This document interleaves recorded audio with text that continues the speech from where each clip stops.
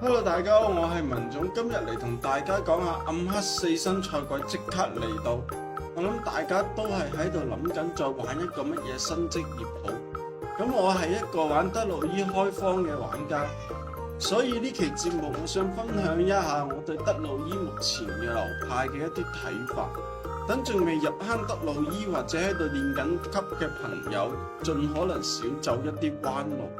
首先，目前德魯伊大熱流派分成4個，分別係風暴狼、電狼、黑柏熊、爆盾流。呢4個流派我都試過，但由於裝備嘅問題，都測試唔到最終傷害同埋手感。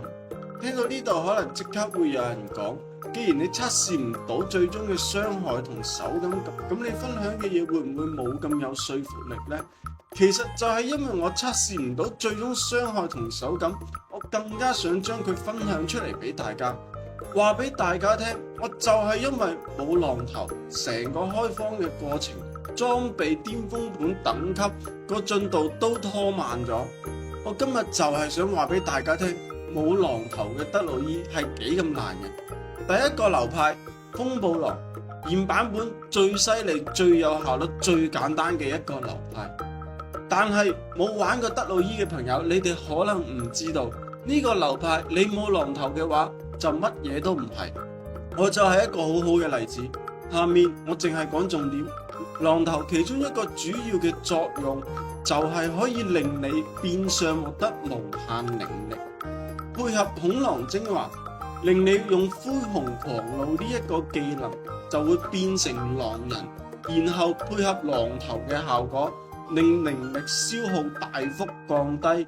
因為有咗狼頭嘅關係，所以德魯伊變成狼人嘅時候，就可以施放龍捲風或者閃電風暴等等一堆嘅風暴技能，再加上一啲核心精華同裝備嘅詞條，就可以令德魯伊無限維持呢一個狀態，獲得無限嘅靈力。睇到敵人大部分嘅時候都係撳住mouse嘅右鍵就可以噶啦，乜嘢都唔使理嘅。籠統嚟講，你隻角色嘅強度保底強咗 1.5 倍啦。呢個流派所有裝備同精華都好容易打出嚟，關鍵就係浪頭，呢樣嘢就睇你歐定飛啦。打到出嚟嘅可以即刻起飛，打唔到出嚟嘅就好似我咁咯。乜嘢流派都要試下，試完落嚟冇一個流派玩得舒服嘅，冇一個流派玩得順手嘅。點解咁樣講呢？繼續聽埋落去就知噶啦。第二個流派電狼，道理都係一樣，打低層嘅時候，電狼比風暴狼仲要簡單，全套電比風暴狼更加多嘅時候，撳住個 mouse 右鍵就得噶啦。打高層嘅時候，仲係風暴狼好好多嘅。第三個流派拍拍熊，我自己就玩得好攰啦，拍幾下佢就便秘啦。我睇見有大佬開發出唔便秘嘅拍拍熊，但係我自己見到嘅係打小怪多嘅時候唔便秘啫，打幾隻怪啊打 boss 嘅時候個便秘問題好鬼嚴重。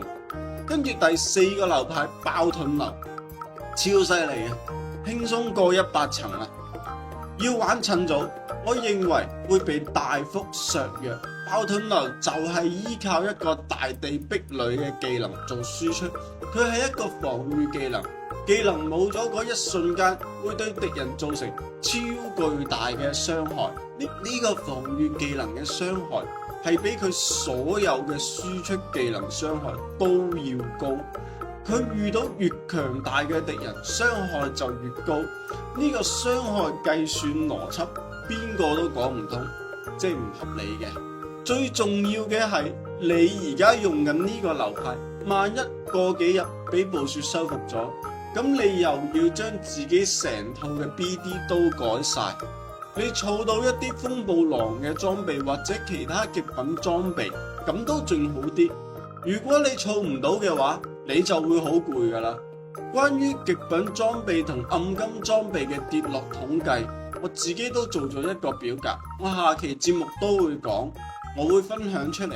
歡迎訂閱，撳個小鈴鐺，咁就可以第一時間收到我最新嘅影片推送啦。最後幫大家總結一下4個流派，風暴狼係王道嚟嘅，但係冇狼頭嘅話，佢就係一個垃圾。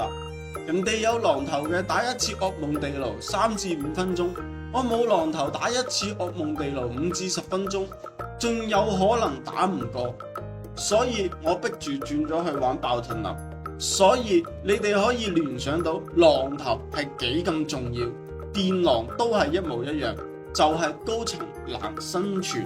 黑霸熊，如果你可以忍受便秘難打高層噩夢嘅話，咁你就可以繼續玩落。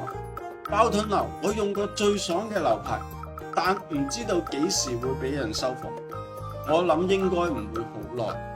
所以德魯伊目前開荒最好嘅流派只有風暴狼，其他流派都係有住一個比較致命嘅缺陷。如果你覺得你歐洲個人嘅話呢，好容易打到狼頭，你就可以去玩德魯伊，反之真係唔建議去玩。講到呢度，我俾大家睇下我嘅暗金裝備，德魯伊所有暗金裝備我都打到出嚟，而且有啲仲係唔止一件添，就係冇狼頭，死未。嚟到最後嘅最後，我分享一個德魯伊開荒最穩陣可以衝等嘅方法俾大家，就係先打出一個震盪波嘅精華，用拍拍熊嘅流派，然後再轉去用爆盾流，最後再轉去用風暴狼呢一個流派。呢一個衝級嘅方法，我認為係一個最穩陣嘅方法，但係我諗起都覺得好麻煩。好啦，今期節目就嚟到呢度，我哋下期再見，拜拜。